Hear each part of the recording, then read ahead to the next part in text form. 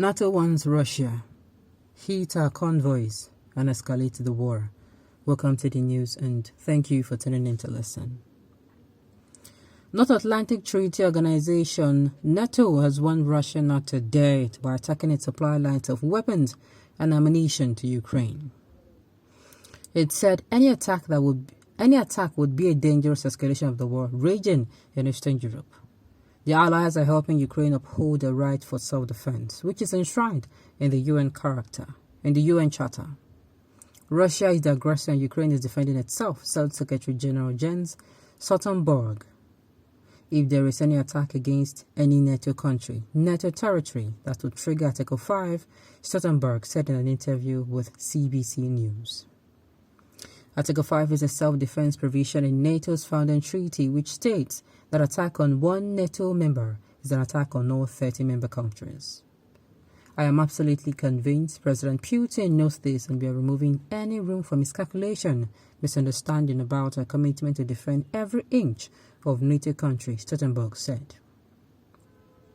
The Secretary General said there is a clear distinction between supply lines in Ukraine and those operating outside of it. There is a war going on in Ukraine, and of course, supply lines inside Ukraine can be attacked, he said. The Secretary General emphasized that an attack on NATO territory and NATO troops, NATO capabilities will be an attack on NATO. Stoltenberg said NATO's message to Russia is that they have to end the war and that we will continue to support Ukraine and we will continue to impose unprecedented sanctions.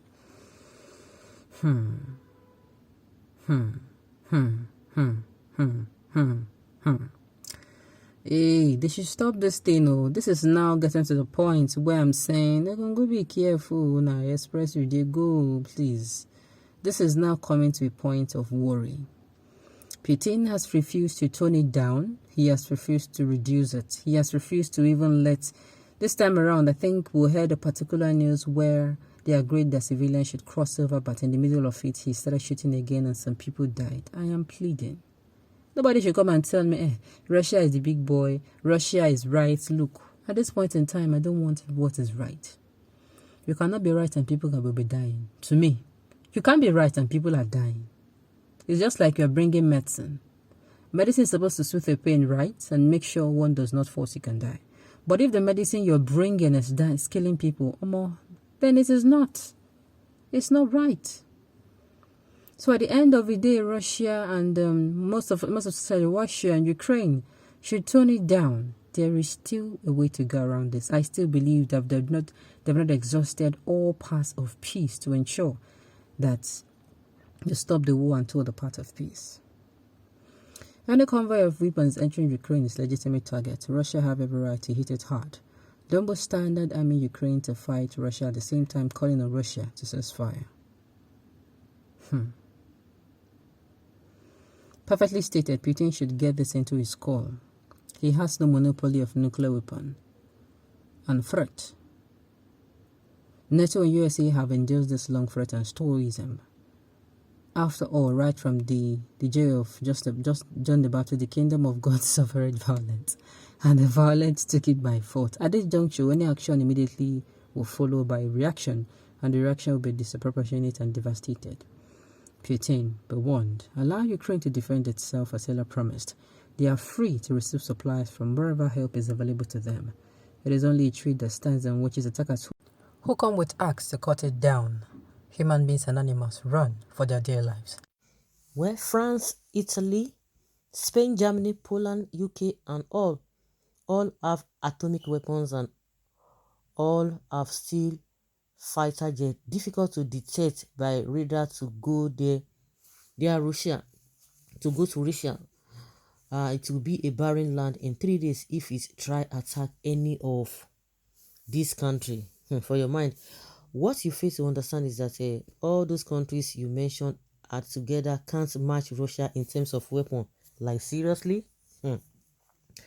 Well, you understand that a lot of people have been blaming NATO, blaming US, the rest of them, that they deceived Ukraine into this whole thing. And I don't understand if you really know what exactly happened, because it is not as if all those countries that are being accused of who have deceived the Ukrainians to go into war with Russia. Not that they say, oh, just go, we are going to support you, this and that. These guys did not go. Somebody was even telling me the same thing yesterday, because I've been hearing these narratives that say, oh, now they have pushed them to go and fight Russia now, see what is happening now. Now they cannot even defend them. And I'm beginning to ask, how, in what way?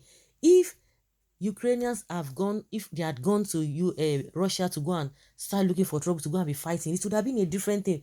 But it is these people that came to them, just like I said, a lot of people are really not even too conversant with this whole thing, and depends on how the device that you belong to, because some people are seeing it from a different perspective. But I just really want a very detailed explanation on how the NATO's or the US or the UK have really pushed or deceived the Ukrainians to go and look for trouble, and now they are not helping them.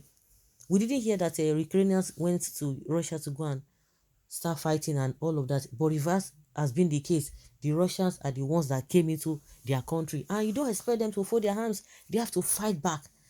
So when they begin to say, oh yes, now they have deceived them into all this, is now they are now going back. And one thing people really need to realize is that these other countries, that irrespective of how you see them, these other Western wars, the way you see them, and meanwhile they have been issuing some sanctions, because everybody just believed, or majority of the people just believe, that as the war started, the next thing for the all those countries, the NATO and the rest of them, to do is just to hit back. It doesn't work that way. They have to start from the simplest way, and which is the sanctions they are giving to them. And that is why they are giving this warning, that if you try, that the only thing that can make them want to fight back is when they hit any of this country. And they have given them, just do this one and you will see the other side of us. That is what they are saying, that just try it, you will see what happen. Hit our convoys, then the war will escalate. Like they always say, a word is enough for the wise. That until when you do that, you now know whether we are afraid or not, because the way these Russians have been hyped, hey, as if they are all and all, irrespective of even how people view US. People are saying, US is this, is that. Forget it. They can't even face the whole world, irrespective of how powerful they are. That does not mean that if the whole world wants to face them, they cannot be defeated. So, but things are not done that way, and that is why democracy, diplomacy is always involved. But when you, as a person or as a country, if you are if a country is a dictatorship, a country, they will not even seek other people's opinion. Let us look at things from a different angle, and that is why they are into many problems.